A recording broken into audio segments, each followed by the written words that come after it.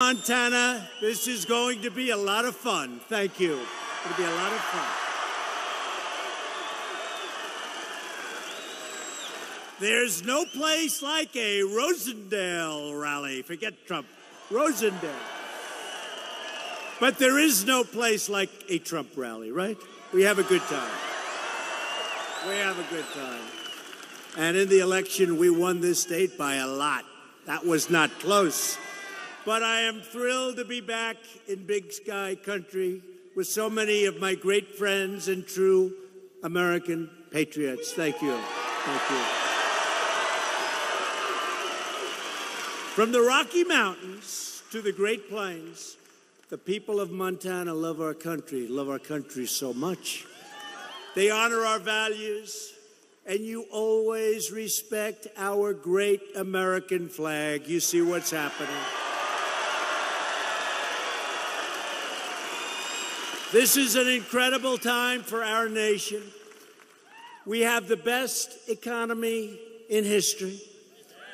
The stock market is at record highs. Unemployment is at historic lows. And more Americans are working today than ever, ever, ever before. That's a great stat, isn't it? Think of it. More Americans today. And it grows every week. Every week it gets higher, higher. But more Americans are working today than have ever worked before in our country. It's a great stat. That's a big stat. Our coal miners are back to work. And we are fighting every day for our great ranchers and loggers and farmers, and we're winning that fight, and we're winning it quickly. We're rebuilding our military, crushing the terrorists, and taking care of our veterans.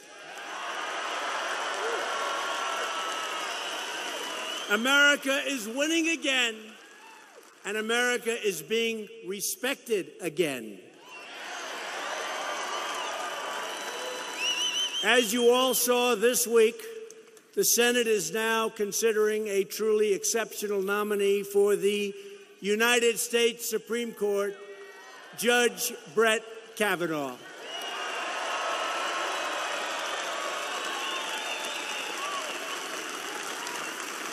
And he's doing really well. But do you believe the anger and the meanness on the other side? Sick. It's sick. The whole country has now seen his amazing intellect and his brilliant legal mind. Judge Kavanaugh deserves overwhelming bipartisan support, and I think he's going to be one of our truly great Supreme Court justices.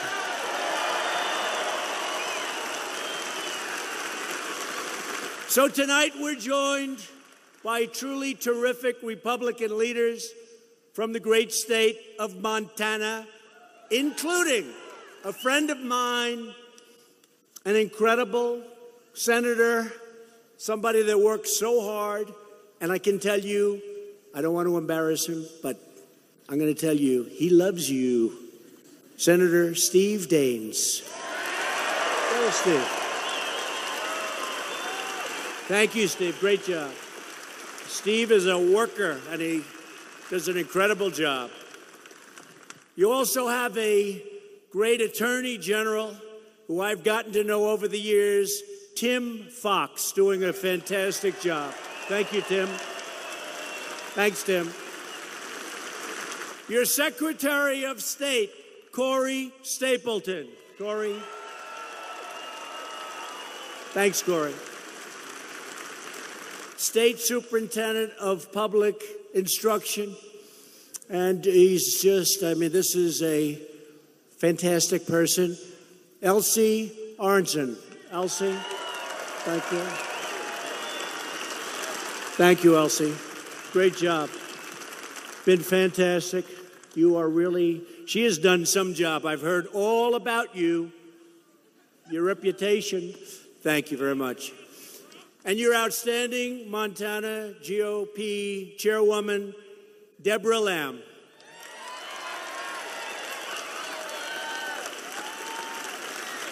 So, Deborah, how are we doing now compared to Election Day almost 2 years ago? Can you believe it? How are we doing? Better, even? Better, good. That's what we're doing in most states. And the states that we won, we're doing better. Thank you. Thanks. Great job. Great job, Deborah. I'm also thrilled to be joined by Montana's terrific member of Congress, a true champion for Montana. And I'll tell you what, this man has fought in more ways than one for your state. He has fought for your state. Greg Gianforte. He is a fighter and a winner. He's a winner. Great.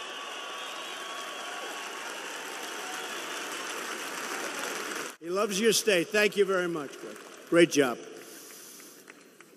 Everybody has to get out and vote for Greg and vote for people that are going to vote for us, because without that, you're going to lose a lot of the things that we've won over the last 2 years. You're going to lose them, and you're going to lose them fast. Can't let that happen. But I'm here for a very specific reason. Please welcome the person that we have such respect for. He's now leading in the polls.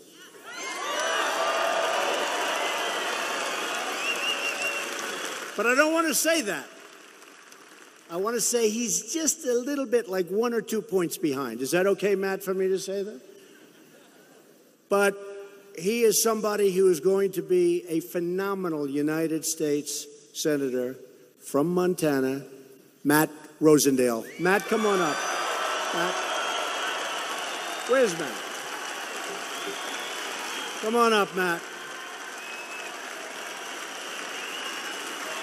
Come on up, Matt.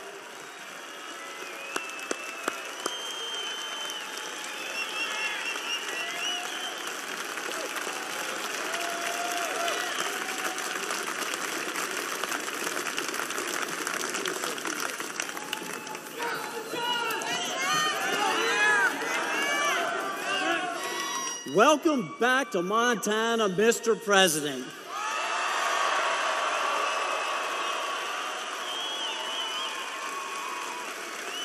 This crowd is all here for you.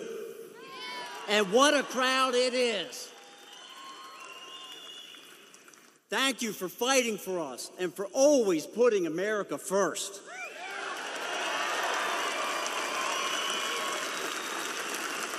Montana is going to right a wrong this November, and we're going to send you the conservative reinforcements that you need to continue your good work.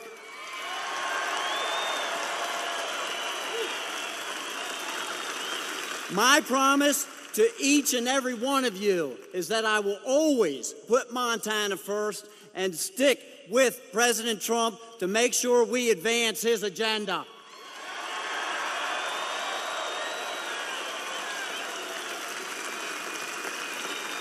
We're going to repeal and replace Obamacare and give you options on health care that you can actually afford. We're going to protect your public lands and fight against the liberals that are trying to grab your guns.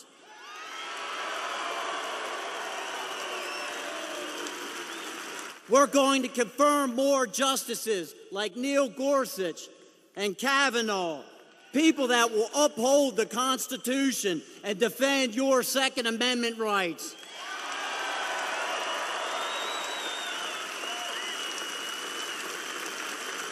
Speaking of the Second Amendment, we have some breaking news tonight. We were informed and learned last night that the NRA has endorsed my campaign.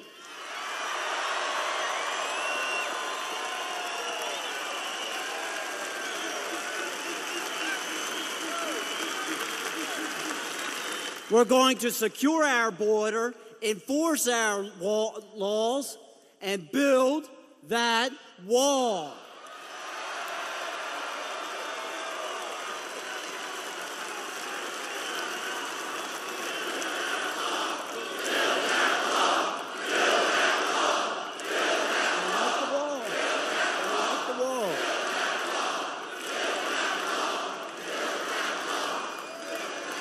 We're going to keep this economy growing, your taxes low, and get government off of your back and out of your wallet.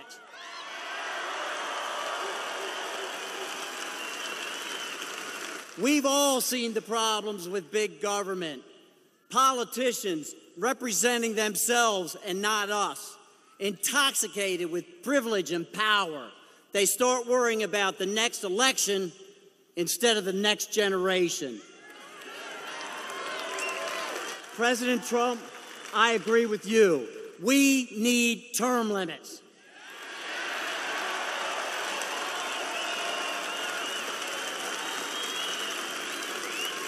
That's why, if you elect me, I promise to serve no more than 2 terms. The people of Montana support term limits. They believe in doing your job and returning home, and so do I.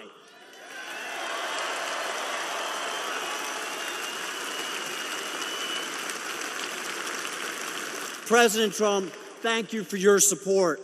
We need everyone in this room and across this state to step up, and we can win this race. President Trump and I are counting on you to help us here.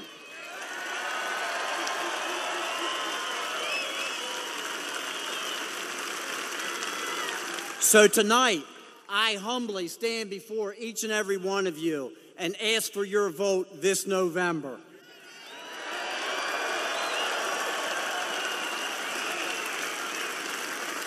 Together, we will win this race, and we will send President Trump the support and help that he needs back in Washington.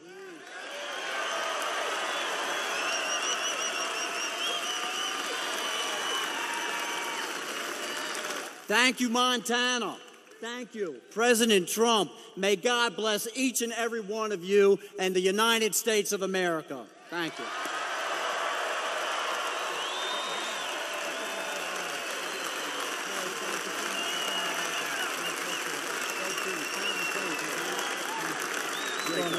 You go ahead, thank you, Matt, very much. Thank you. Matt Rosendale. Very, very important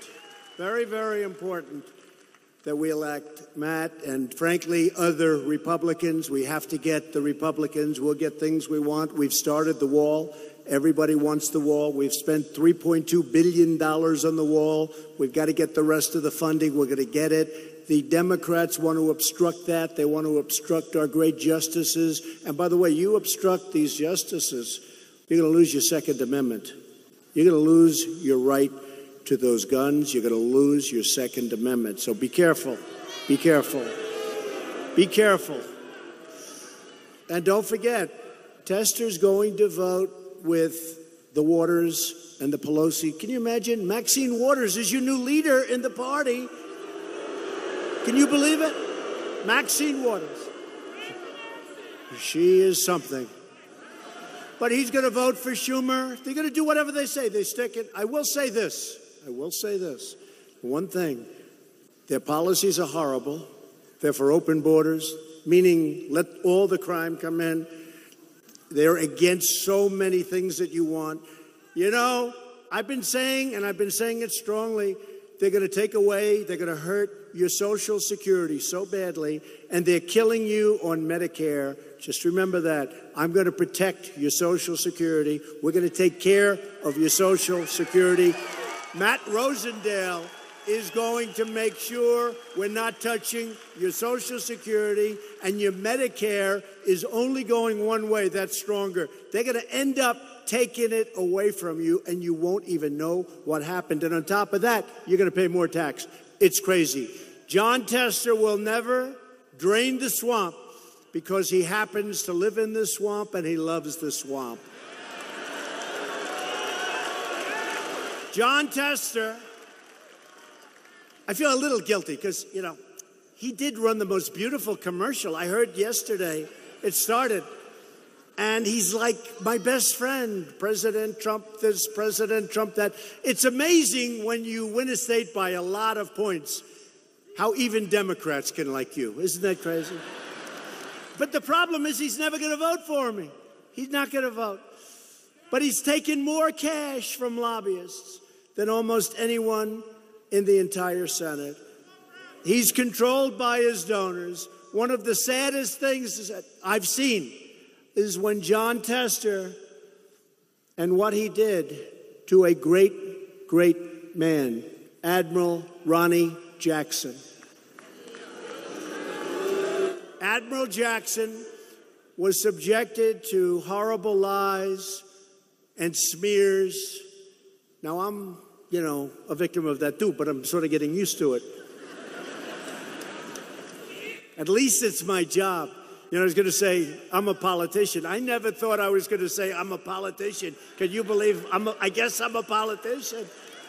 I guess I'm a politician. Think of it. I didn't want to say that. One of the few times I've said it, yeah, I'm a politician. But I've only run once, and that was for president, and I won. How did that happen, right? Isn't that nice? I won once, and I won. A lot of people have spent their lives trying to be president. We know them all. Some we respect, and some we don't respect too much. But Ronnie Jackson, he's a doctor. He's an admiral. He's actually the doctor that gave me my physical, and he said that I'm in great shape. And the Democrats and liberals and deep state, they were very upset to hear that. So they got tougher and tougher, and they lied more, and they write more books now. I have books that stacked up this high. Actually, the ones that are really good are number 1, 2, and 3 on the bestsellers list, right? The really good ones. By Justice, I call her Justice, but she's Judge, but she's Justice to me. Janine, we love her. Judge Janine, by Greg Jarrett. How about Bongino? He's got a very successful book. How about Bongino? So many. And they're all doing great. And that's what makes me happy. But the media doesn't talk about those books. They only talk about the bad ones, of which there are plenty. They're lies, but they're plenty. But Admiral Jackson, his reputation was attacked. And all of those horrible things that were said about him turned out to be lies, and they turned out to be false. Remember? People don't want to say that. In the last election, Washington Democrats put John Tester in charge of electing extreme liberals. I mean, I'm talking about serious liberals, many of whom you're watching attacking Judge Kavanaugh and looking like fools, frankly, looking like fools.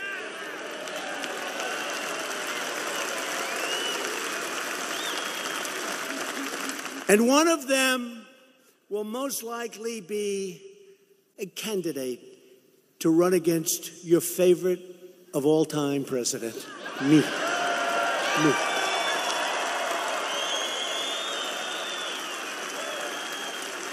But when I see the anger in their eyes, when I see the anger of what they say to an intellect far greater than theirs, not even a contest, but I see the anger and the hatred. What are they doing? What are they doing? They're losing by doing it. They're losing by doing it.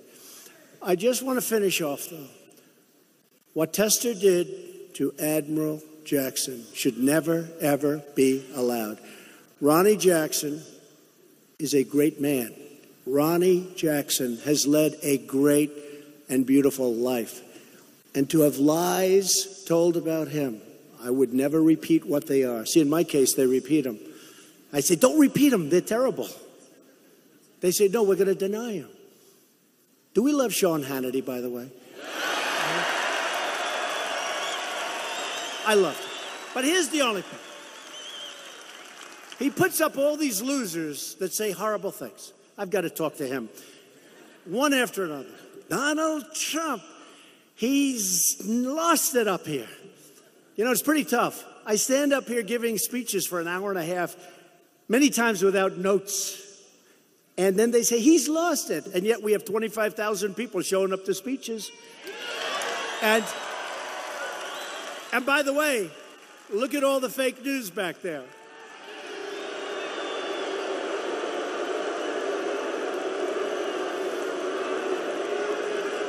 Donald Trump. They go, Donald Trump. You know, it's really funny. Donald Trump's lost it. So I beat 17 great Republicans. I mean, senators. I beat governors, a couple of people, great people like Ben Carson.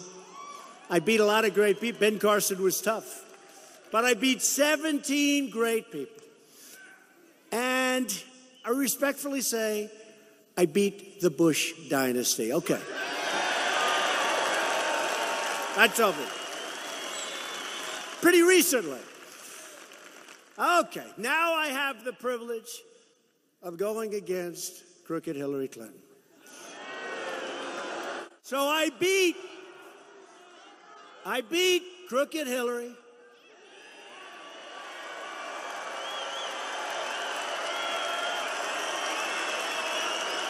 I beat crooked Hillary. And the Electoral College is hard. It's, frankly, if we didn't know better, and maybe we're starting to find things out that we didn't know, it's hard and harder to win than popular vote. Popular vote, you go to 3-4 states and boom, boom, boom, you win the, it's like the 100-yard dash versus running the mile. You practice differently. She forgot that. She forgot to go to a couple of very important states. Gee, I don't think I'm going to go to Michigan too much. I don't think I'm going to go, she said, to Wisconsin. I do hear her husband said, you know, you better go to Michigan. You better start going to Wisconsin. Well, fortunately, she didn't listen to that. But think of it. So I beat the Republicans, governors, senators. I beat the Bush dynasty, respectfully. I beat Hillary, who stole it from Bernie. Bernie should have won, but that's okay. They stole it. Superdelegates. How do you like superdelegates? But she's got superdelegates that were handed to her. Bernie should be angry. Why isn't he angry? Crazy Bernie. He is so crazy, but you know what? I saw him the other day on television, and he's ranting and raving. He's sitting behind a microphone. I'm going to do this. I'm going to that. Bum, bum, bum. The hair's flying. He's going crazy. He's going crazy. And I said to my wife, honey, look at that guy. You got to hand it to him.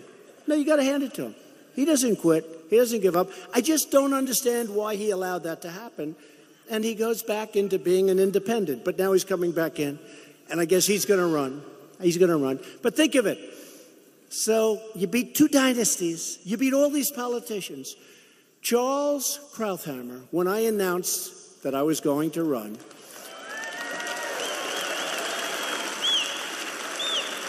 he said, why would he run? This is the finest, well, he didn't know me, so I'm not insulted. He said, this is the finest field of Republicans ever assembled.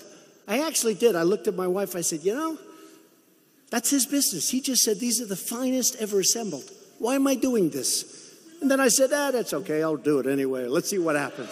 Let's see what happens. So I beat all these senators, all these governors, all these brilliant political minds. Then I beat the other side. And then I listened. Is he competent? I think I'm pretty competent, right? Don't you think so?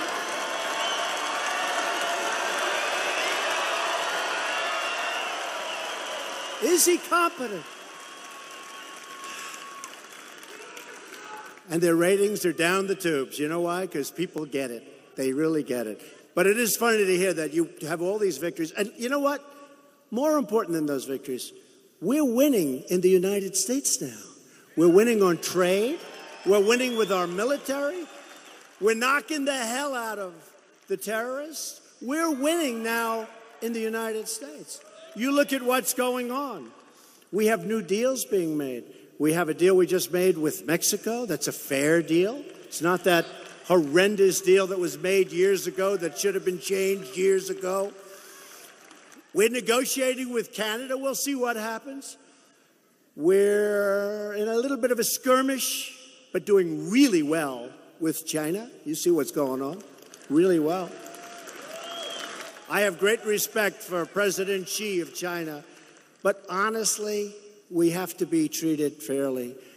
Last year, we had a trade deficit of anywhere from $375 billion with the B dollars to, I say, $504 billion. Either one is not acceptable.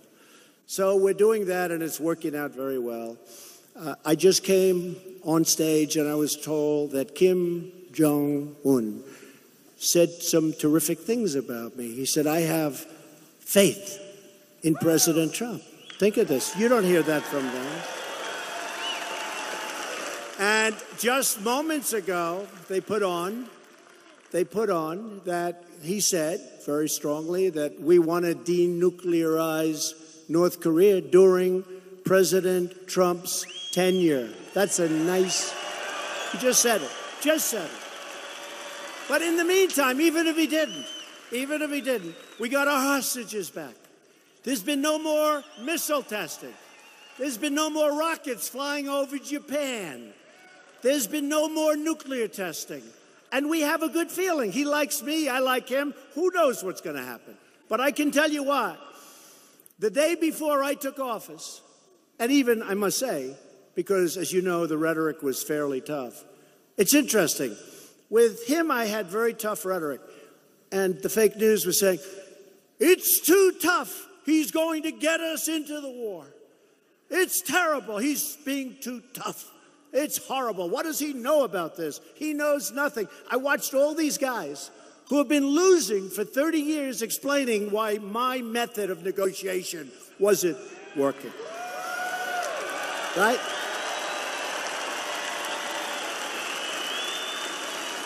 And I'll tell you what, I respect him, he respects me, and I think something's going to happen.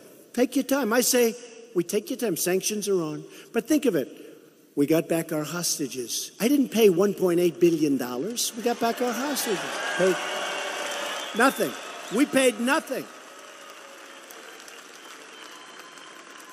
But it's funny, you know, because other than NATO, because I got them to pay billions and billions of dollars more, because we're paying for NATO. We're paying this massive percentage of cost. We're protecting Europe. But I got them to pay billions of dollars more, and the fake news said he wasn't respectful to the leaders of other countries. And they're right in a way, because I said, listen, folks, I'm sorry, you're going to have to pay up. You got to pay up. You're delinquent. You know, in real estate, we say you're delinquent. And somebody asked me, it's really amazing they never covered this, because if they do, they would have said this is terrible. One of the leaders in front of the others, 28 nations, one of the leaders, who I get along with all fell. They respect us now because they couldn't believe. For years, NATO spending was going like this. And by the way, this is spending to protect them against Russia. You know, they keep talking about Russia. We're protecting, I got them to pay billions of dollars more, okay? But they said, sir, could we ask you one question? It's always nice when a president or a prime minister calls you sir. That means he's a certain respect. He said, if you don't walk away from these meetings with us paying what we're supposed to be paying or much more, will you leave us? I said, yes, I will. And they all said,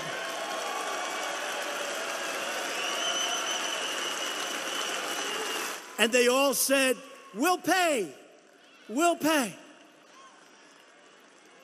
Now, the mainstream media doesn't want me to say that. They want me to say, no, no, sir, we'll never leave you. But then there's no reason for them to pay, right? Why would they pay? Supposing they asked me the same question.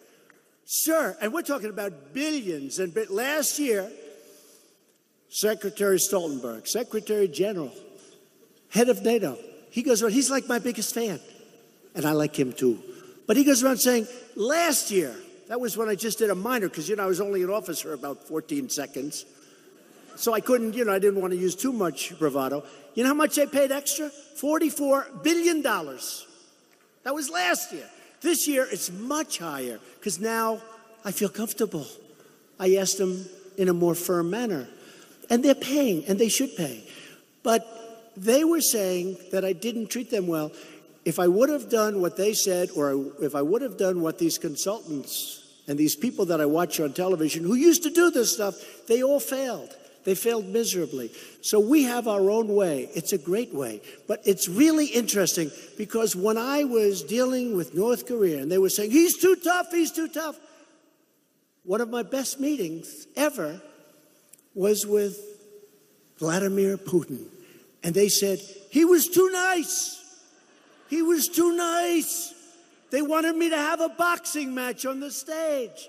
We had a great meeting. We talked about Ukraine. We talked about Syria. We talked about the protection of Israel. We talked about so many great things. But they came back and they said, it was terrible. I said, what was terrible? We had a great meeting. And you know, when I came off stage, they were all saying, that was a great meeting. Thank you. That was a great news. Then I got onto the plane and they said, sir, I don't think they liked it. I said, they liked it. They're just fake. They're fake news. We had a great meeting. It was a great meeting. And you know the funny thing?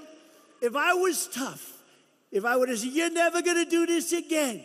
There'll be no more of this and no more of that. And stood him right in the face and then started boxing. You know what would have happened? They would have said, he's too tough. That was a disgrace to our nation. The truth is, with these people, you can't win, but we're winning. I'm president. You're president. We're winning.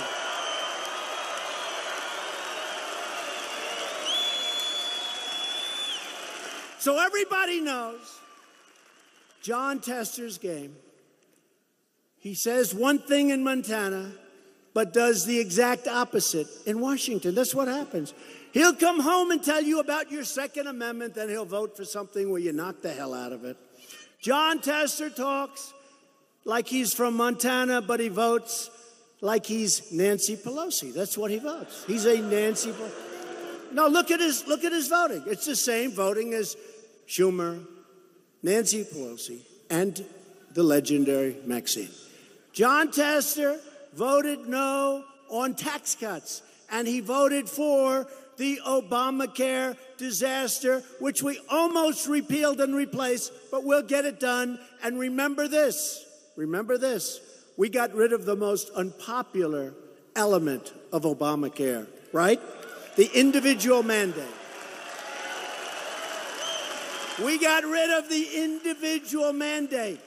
That was the most unpopular single. That is where you have the right to pay a fortune for the privilege of not having to pay a fortune for bad health care.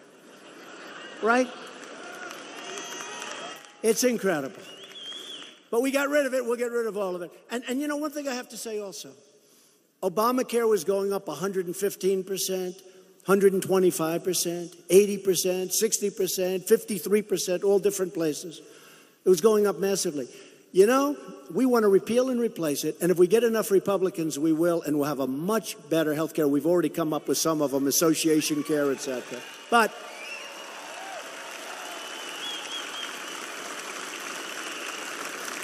to do it, and we will do it, we had it done. We had it done. But remember, Tester voted no. He voted no on Kate's Law. Kate's Law. What could be better than Kate's Law? He voted no on enhanced vetting for refugees. Let's not vet them. Let's just let them pour right into Montana, and you see what's going on.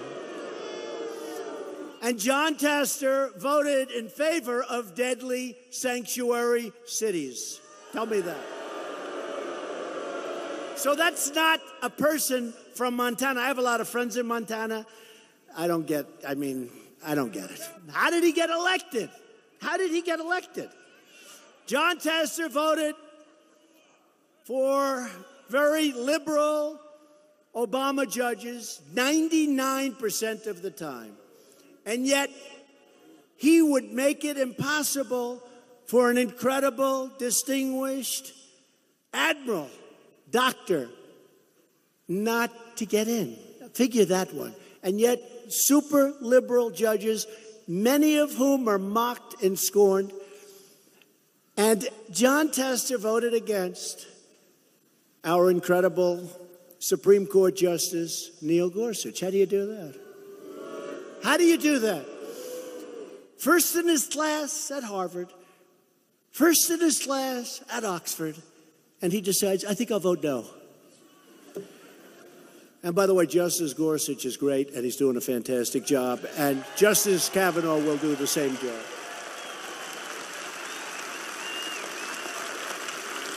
It's embarrassing to watch those people make fools of themselves as they scream and shout at this great gentleman.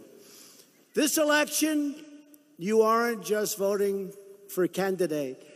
You're voting for which party controls Congress. Very important thing.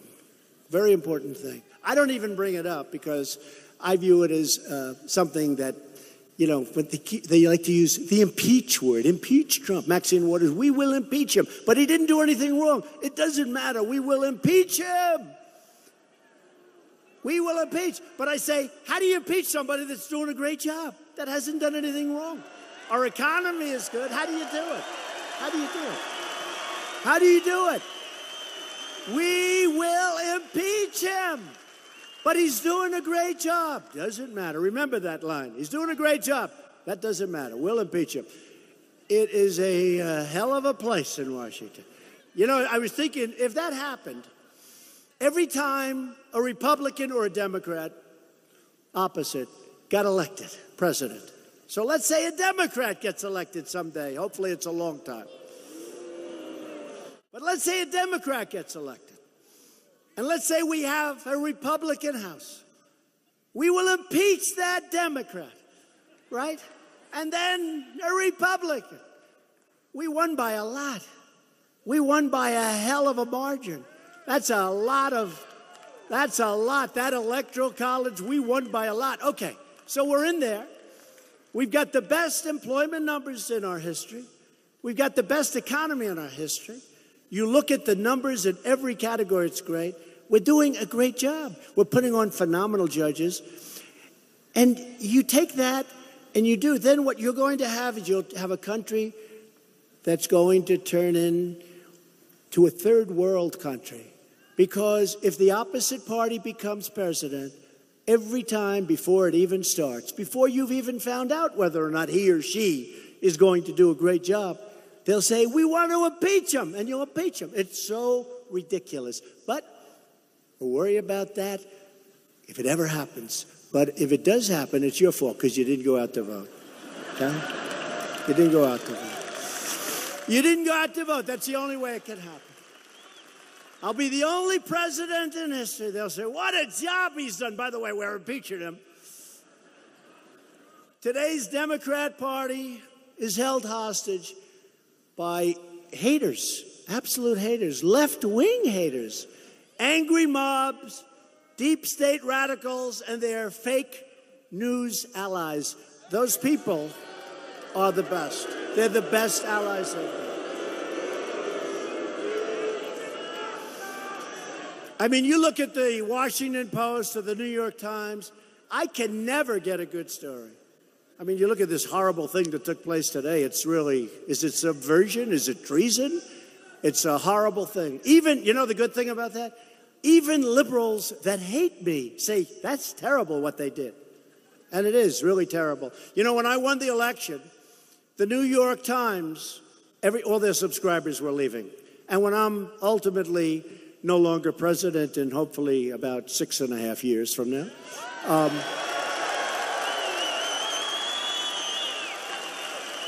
the New York Times will go out of business. All of them will be out of business. CNN will be out of business. They're almost out of business now if you look at their ratings. They're close to out of business. But they'll be out of business. But the New York Times, you remember, it was very famous. Nobody's ever seen it before. Maybe never done before. They apologized for their bad coverage of me. They apologized to their subscribers because after I won, everyone said, what the hell happened? What happened? We're reading this piece of garbage, and the guy that they kill every day, he won. So they wrote, does anybody remember? That was a very big story. They wrote an apology to their subscribers to stop the flow of people leaving and giving up their subscription to the New York Times.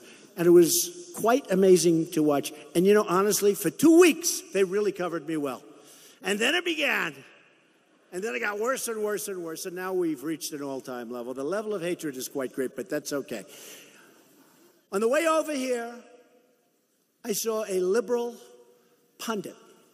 He was filled with anger, and he was attacking me and our great administration. We have great people. I'll tell you, the White House is really working good. My wife put out a tweet today. Did you see that she doesn't do this. She put out a tweet.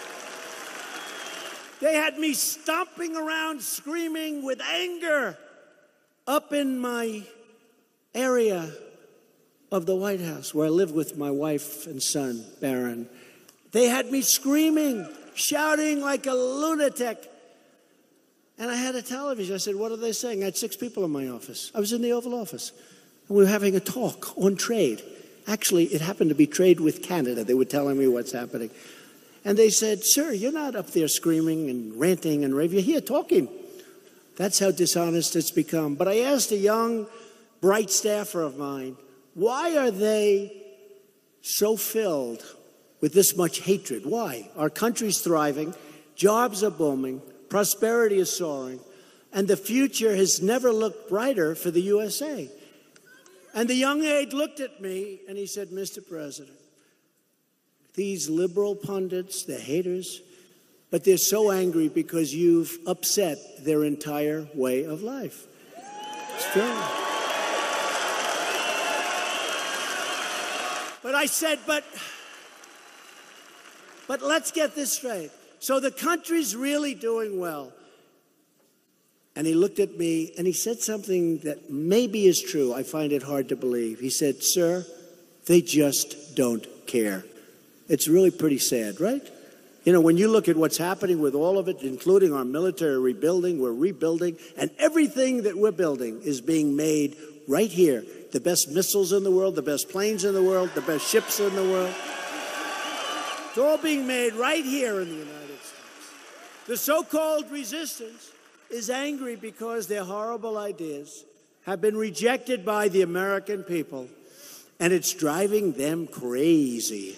When I told you about the good news coming out of Korea today, they will hardly even report it. If this were President Obama, that would be the biggest story in the history of our country.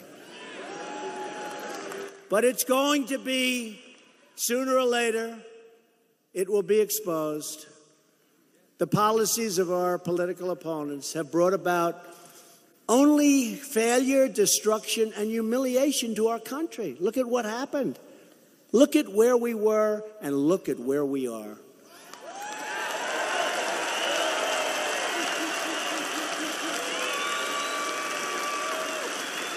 And we have tremendous potential upward. And other countries, by the way, are not doing well at all. And had I not won, we would have been in negative. We wouldn't be at 4.2.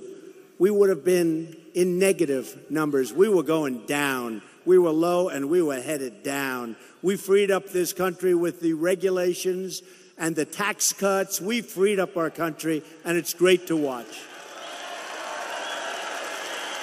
But if you don't elect Matt, I will tell you, they can change it very quickly. They said, Nancy Pelosi said yesterday, she wants to raise your taxes.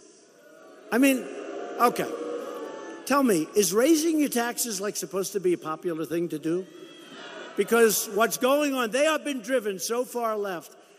I don't know why they don't talk about red waves. I mean, historically, the person that's president, when you have the party having the president, they don't do well in midterms, but nobody's ever had an economy like we have. Nobody's ever had this economy, so hopefully you're going to remember that. They robbed our middle class while spending trillions of dollars on adventures overseas. And we're pulling way back, but we're so respected now. You can pull back a little bit, but we're so respected. They're not playing games with us anymore, folks. They're not playing games. I don't want to tempt them too much by telling you things that don't happen anymore to us, because there's no reason for me to tell you. But when you see some of the things that happened 4 years ago and 6 years ago and 8 years ago, you take a look at what happened and you take a look at what happens now, where we took that horrible Iran deal and we terminated it, and you look at what's going on. We're respected again as a nation. We're respected again as a nation. But these people enrich themselves while shipping our jobs to other countries, and they oversaw the greatest transfer of wealth in the history of the world. It's true. This is the greatest transfer. NAFTA was such a bad deal. Some people say, oh, please, would you extend NAFTA? I said, we have to renegotiate it. It's such a bad deal. And when I was campaigning, I said, we'll either terminate it or renegotiate it. I don't care. But so far, it looks like it could happen where we'll renegotiate it. But these disastrous policies were on the ballot box in 2016, and they lost big. That's why we're here. In 2016, the American people voted to reject this corrupt globalism. They voted to reclaim their independence and their pride. And they voted, most importantly, to make America great again. It's very simple. Soon we'll be changing it to keep America great. Keep America great. Soon. When should we do that, by the way? Okay, wait a minute. Soon we're going to have to change because we are doing well. So when do we change, make America great again, to keep America great? I don't know. Soon, soon. We're draining the swamp, and the swamp is fighting back. But don't worry, we will win. We will win. We always win. We always win. This November, you need to vote Republican. Vote for Matt Rosendale and vote to put America first. Have to do it. Have to do it. Republicans stand for stopping illegal immigration, fixing horrible trade deals, cutting your taxes in a major, major way, biggest tax cut in the history of our country.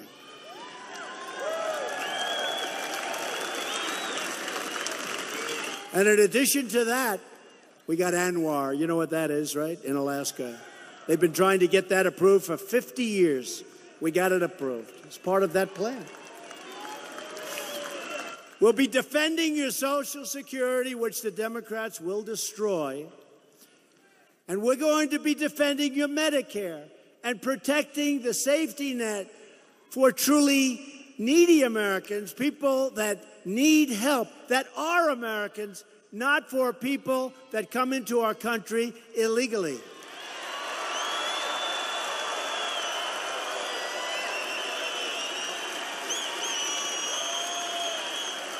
Democrats want to raise your taxes. They want to raise them. I don't get it. I don't think I could win if I said, I'm going to raise your taxes. Ladies and gentlemen, I'm going to raise your taxes. Oh, good. Alice, I don't think we're voting for that guy. They want to raise your taxes. I don't know. Maybe they know something I don't. Blue wave. We're going to raise your taxes. We're going to let crime go all throughout our country. We're going to get rid of ICE so that as the crime comes in, we're going to have none of our people that are so tough. These are great people, but these are tough, strong. These are warriors. These are warriors. I don't want to do it. You don't want to do it. I'm looking at these people in the front row, two of whom I know. They don't want to do it. ICE does it like, hey, it's like, let's go out to dinner. They have done an incredible job. So they want to raise your taxes. They want to open your borders. They want crime to pour in because that's what's going to happen when you open your borders. How about the governorship of California? He just announced that he wants to open borders and he wants to let anybody come in that wants to. And then he wants to pay for all medical, for all school. What happens, I said, if the entire world decides to go to California because they get free health care, free medical care, and free education? California has just increased in size to 500 million people.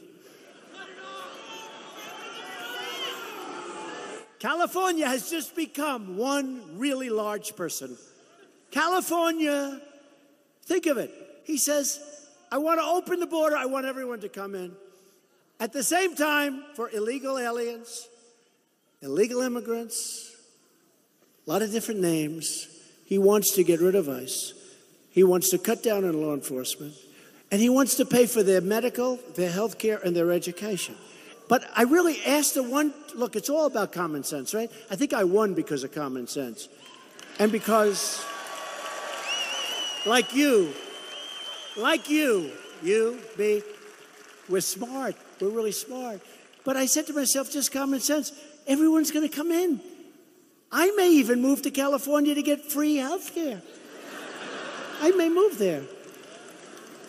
The last time Democrats were in power, they cut Medicare by more than $700 billion to pay for the scandalous Obamacare.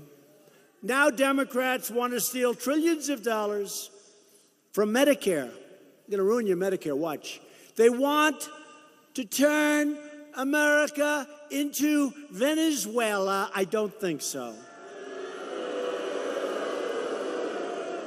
Democrats would destroy Medicare with Medicare for all. You heard that. Medicare for all. Until they run out of money, which will be like in the third day. And then it'll be Medicare for none. Or it will be 1/10 Medicare what you used to get. They want to rob our seniors of their Medicare benefits. And they want to raid your Social Security. They will destroy your Social Security. And I'm going to save your Social Security. We're not touching your Social Security. Do you remember when I ran? You remember when I ran? I said, I'm not touching Social Security. Everybody said, well, and everybody else wanted to do things with Social Security. I said, we're not touching your Social Security, right? I didn't touch your Social Security. Remember what I said? Growth. Growth will take care of it. Growth. And that's what's happening. We are growing beyond what anybody expected, beyond what those people thought was possible. We're growing. It's called growth. A lot of money's coming in. Democrats also want open borders. And all of that equals massive costs, massive, and massive crime, and massive tears. Tears. You look at the families that have been so badly hurt. Republicans want strong borders. We want to finish the wall. We're up to $3.2 billion. We've done a lot of work on the wall. A lot of people don't understand that, but that's okay. Got to finish the wall. And we'll get that approved. We're going to get it approved. It's moving along. I'd like to do it. I could do that whole thing in 1 year, but these guys are holding back. The only thing Democrats are good for is obstruction and resisting. Their whole campaign is resist, resist. I don't get it. We're going to have no crime. We want to protect America's great people and its great citizens. We want to protect American benefits, and we're doing that, and I've done it. In Maryland, the Democrat candidate for governor wants to give illegal aliens free college tuition, courtesy of the American taxpayer. Come on in, free college. In Florida, the Democrat nominee for governor wants to abolish ICE and release hundreds of criminals onto our streets. He wants to also take care of their Medicare and every other thing you can take care of. You name it. He wants to take care of it. And Florida will be a disaster. Florida is one of the most successful states in our union. It'll be a disaster. You have a great candidate in Florida. It's called the Republican candidate, Ron DeSantis. Ron for governor. This election is a choice between Democrats who want to abolish ICE and Republicans who want to abolish MS-13. It's very simple. People have no idea how bad they are. Nancy Pelosi got extremely angry at me when she started yelling, they're human beings. Don't talk to them like that. Don't call them animals. Remember she said, don't call them animals? Then you see what they do and how they do it and the viciousness of it. No, I'm sorry, Nancy. I'm very sorry. Hate to tell you, Nancy. You're going up the wrong tree, Nancy.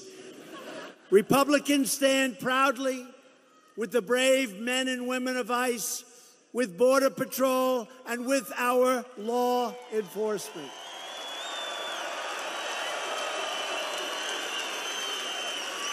Every single day, ICE is tracking down drug dealers, child predators, gang members, and vicious killers. And we're either throwing them the hell in jail or getting them the hell out of our country, and we're doing it fast.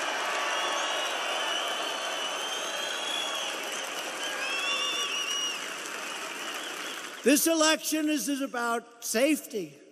This election is about jobs. It's safety and it's jobs. Thanks to Republican leadership, our economy is booming like never before in our history. Think of it. In our history, nobody knew this was going to happen. If I would have said this on the campaign trail, if I would have used 4.2, you saw it was adjusted upward from 4.1, 4.2 GDP, the press would have gone after me. They would have said impossible. Jobless claims just fell to a 50-year low, 50 years.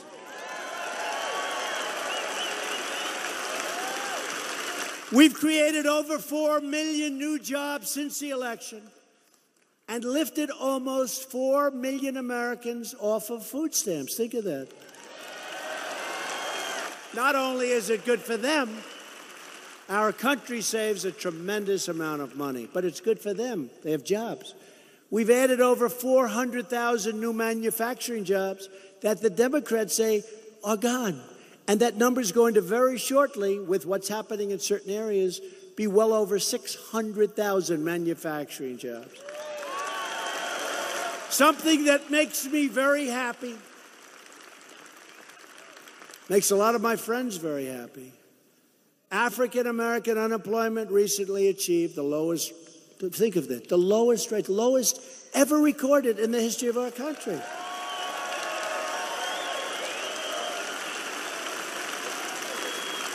Remember, I said, what do you have to lose? Go with me. What do you have to lose? So good. We're going to have tremendous African American support because they say and they see. You know, before I said, what do you have to lose? Now I say, see, look what's going on. The lowest unemployment in the history of our country. Hispanic American and Asian American unemployment have also reached their lowest rates in the history of our country. History. Youth unemployment has just reached its lowest rate in nearly half a century. Unemployment for Americans, this is so important, without a high school diploma, has reached the lowest level ever recorded. Think of that. Women's unemployment recently reached its lowest rate in nearly 65 years. We've added 100,000 jobs, building pipelines and supporting the production of oil and natural gas. We've added something great to our portfolio by increasing exports of clean, beautiful coal by over 60%. 60%. And Montana knows something about coal. Think of that, over 60%. We freed it up. It's a great natural resource for us. Clean, I call it clean, beautiful coal, what they can do with coal today. In the first 8 months of 2018, Montana coal production increased by 2.5 million tons. It's a lot. That's a lot, right? To continue this incredible momentum, we need to elect more Republicans like Matt Rosendale. You got to do it, because it can be turned off. It can be turned off so quickly. Last week, we made another truly historic announcement. We're replacing NAFTA with a beautiful new brand because it's a much different deal. It will be called the U.S.-Mexico Trade Deal.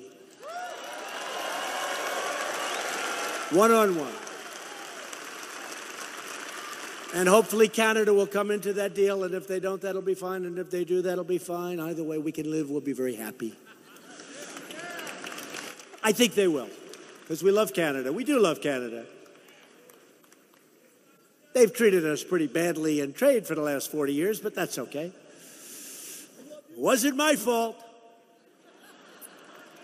We're going to make a fair deal with Canada, just like we did with Mexico. We're cracking down on unfair trade practices emanating from China. America is tired of getting ripped off. We're going to get a great deal for our farmers and ranchers and factory workers. We're giving our workers and businesses a level playing field. Republicans passed the biggest package of tax cuts and, very importantly, tax reforms. The average Montana family of four will take home $2,281 extra dollars this year, and many will take home much more than that. And our tax cut saves family farms and ranches and small businesses from unfair estate tax, also known as the death tax. So now if you leave, you're a guy, have a beautiful farm, husband or wife, and you love your kids. By the way, if you don't love your kids, don't leave it to them. Don't worry about it. Then this won't help too much. But you want to leave it to your kids. You'd like your kids to take over the farm, but you couldn't do it because they had to borrow a fortune in order to work it out. We got rid of that tax. That's a big deal. It's a big, big deal. So you can leave your small business or your farm or your ranch, and they won't have to go into a big bank and say, gee whiz, wouldn't it be great if we could borrow some money? By the way, Dodd-Frank, little thing, I fixed it. Dodd-Frank has been changed. We're canceling Obama's illegal anti-coal, so-called clean power plan. Sounds so beautiful, right? You know what that means. You know, when I did it, I said, man, this is a tough one. It sounds so nice. Clean power plan. It's only one problem. It doesn't work. It doesn't work. It'll put our country out of business. It took away our greatest natural resources. We couldn't do anything with them. It was such a pretty term. Clean power plan. It's out of business now. We're going to have clean power, but it's not going to be under the clean power plan. And we're strongly protecting our public lands for hunters and fishermen and everyone who loves the outdoors, like my son, Don, who comes here a lot.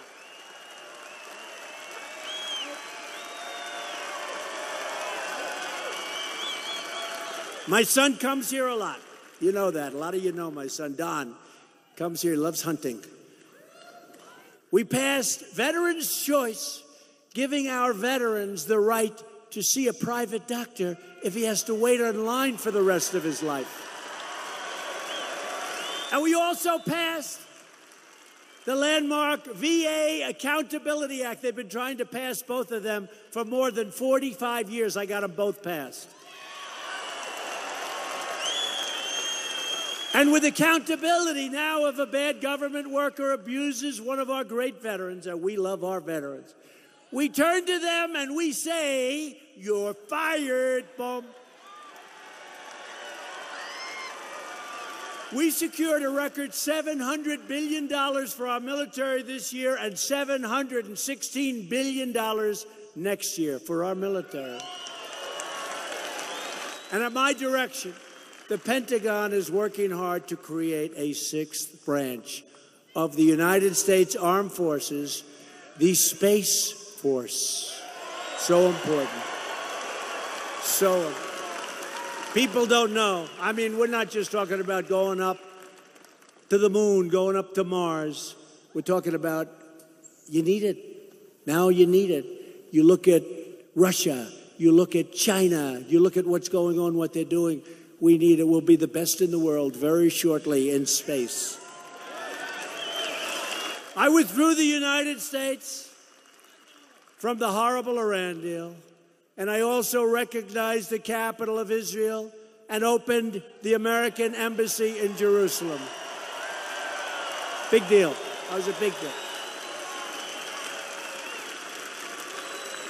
And the embassy's already built. It's built about 20 years ahead of budget and schedule. I would say we're probably about 20 years. You know that story. I'm not going to tell it. But we built it real fast. We had the best location. They're all looking for a location. And a friend of mine, the ambassador to Israel, said, oh, but we already have the best piece of land in all of Israel.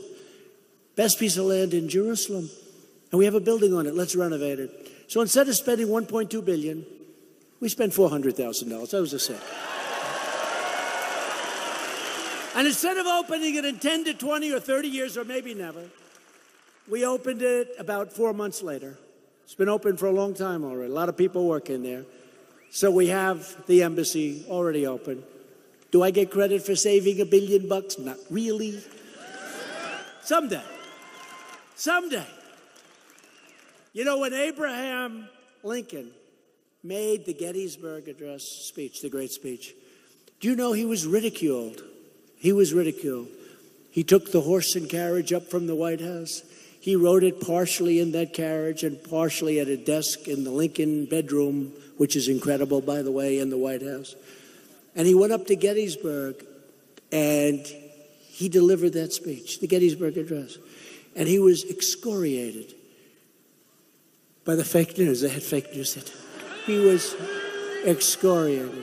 They said it was a terrible, terrible speech. They said it was far too short. It's not long. Many of us know it by memory.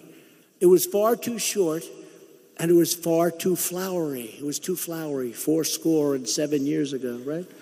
Too flowery. And he died. 50 years after his death, they said it may have been the greatest speech ever made in America.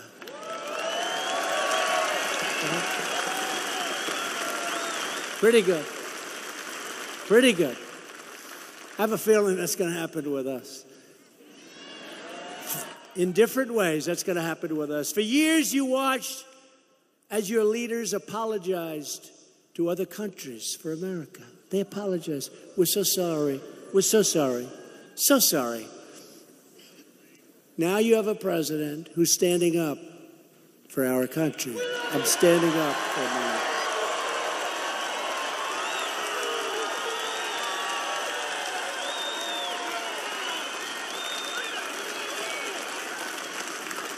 Look at the size of that guy. Man. Look at this guy. Do I like him? Wow.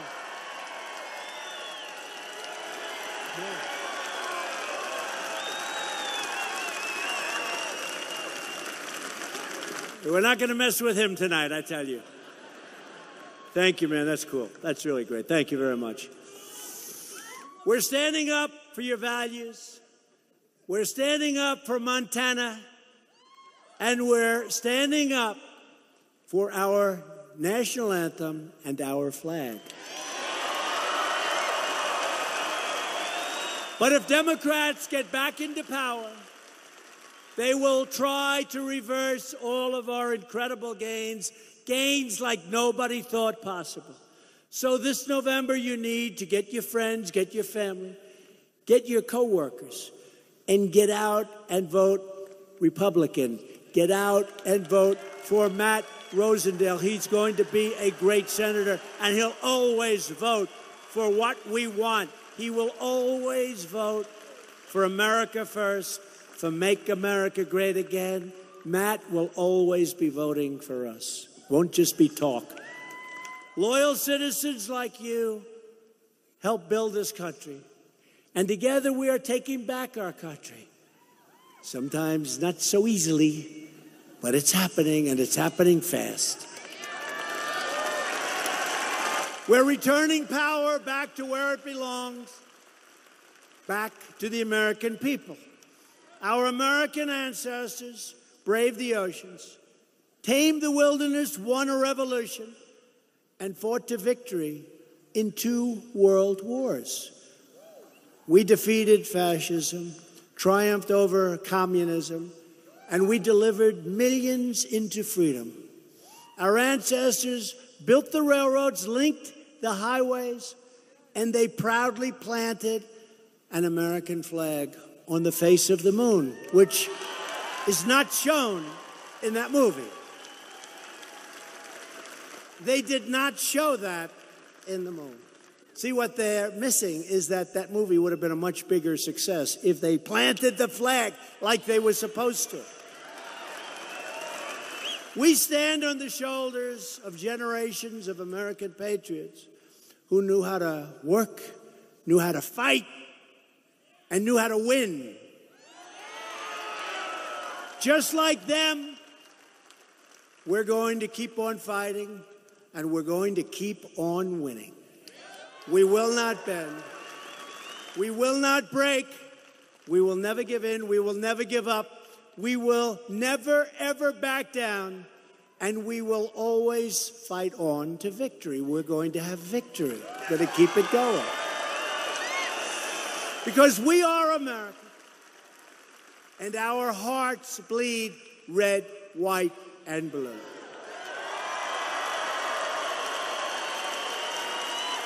We are one people, one family, and one glorious nation under God. And together we will make America wealthy again. We will make America strong again. It's already happened. We will make America safe again. And above all, we will make America great again. Thank you very much, Montana.